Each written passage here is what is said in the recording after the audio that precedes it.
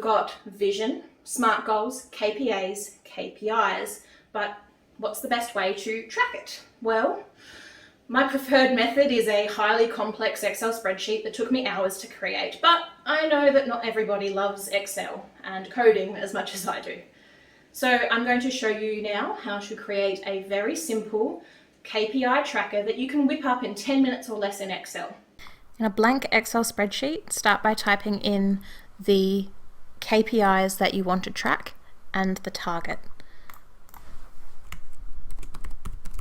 So for this example, I'm just going to start with total patient, and let's do total new patients. We're going to track this monthly, so let's call it 600 total patients a month, and 6 new patients a month. Now, your numbers will vary greatly depending on what kind of practice you're running. Pop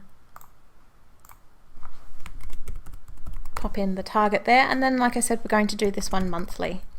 So I'm going to start by typing in Jan 22. It'll automatically format it for me. I'm going to grab that and grab the corner, drag down until I've got an entire year. Underneath that, I'm going to put the average in because I think that that's a really important way of looking at an entire period of time. I'm going to make the headings bold just so it's easier to see, and I'm going to center everything. Alright, so first off, we want to be able to see the average nice and clearly throughout the year. So we'll make that bold, and we'll start typing in =average. Double click on what comes up, or type the full word and put in a bracket, and then select the currently blank cells between January and December and press enter. And same thing as you did before for the dates, you drag that across to the second column for total new patients. Now at the moment there's no data, so of course it says you can't divide by 0. That's okay, data can be entered as time goes on. So the next thing we're going to do is conditional formatting, which is what's going to give us our color coding. We're going to do green for target met and red for target not met. So we go up to conditional formatting, highlight cell rules, and we're going to start with the red, and we're going to go less than, and then just select the cell. Now you can see these dollar signs here. That just means that it's only going to apply to that column, which means we're going to have to do it for the second column. I do find that's the simplest way to do it. So first column's done, second column exactly the same steps. Instead of selecting the 600 cell, this time we're selecting the 6 cell. And then for green, it's slightly different. We're going to do conditional format again, highlight cell rules, greater than, and we're going to do 600. Now, this is where it gets a little bit different to the last step. If I was to just do 600 and make it green, that's fine, that's nice and simple, but if you see 600 patients, you can see you don't get that nice green color, and you just get a blank cell. So instead of doing that, this is what I do instead. Select the column again, highlight cells, greater than, select your 600, make it green, and then in this this box here, you're going to do -1. Same thing for the next column.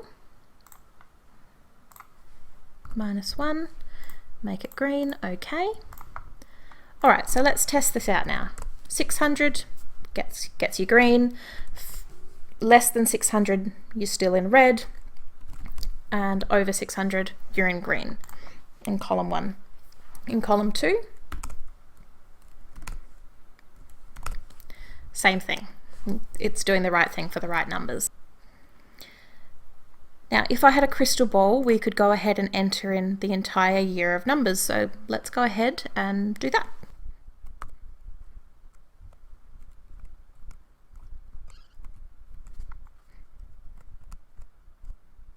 So you can see now we've got down the bottom here people who are portions of people. So to make that nice and clean, I'm just going to use this button underneath number to turn it into a full number. It's up to you how many decimal places you want to go to, but for most practices, going to a full number is adequate.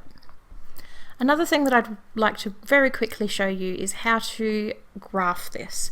That makes it easier for visual learners to understand. So we grab the dates and we grab the column that we want to put into a graph or graph.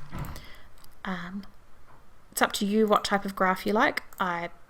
You can use a column graph, or I prefer a line graph myself.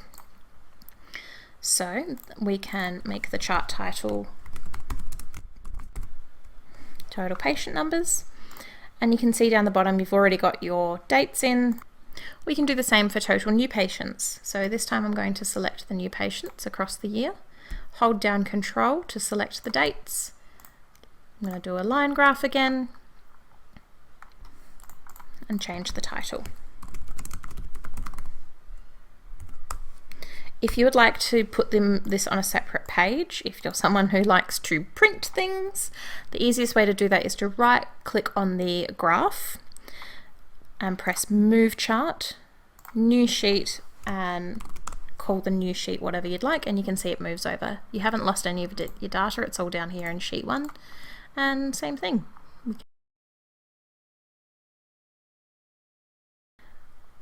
With your graphs, you can put in trend lines. The easiest way to do that is to select the series, right click and add trend line.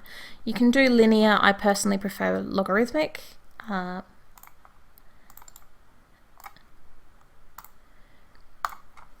you can now see the trend lines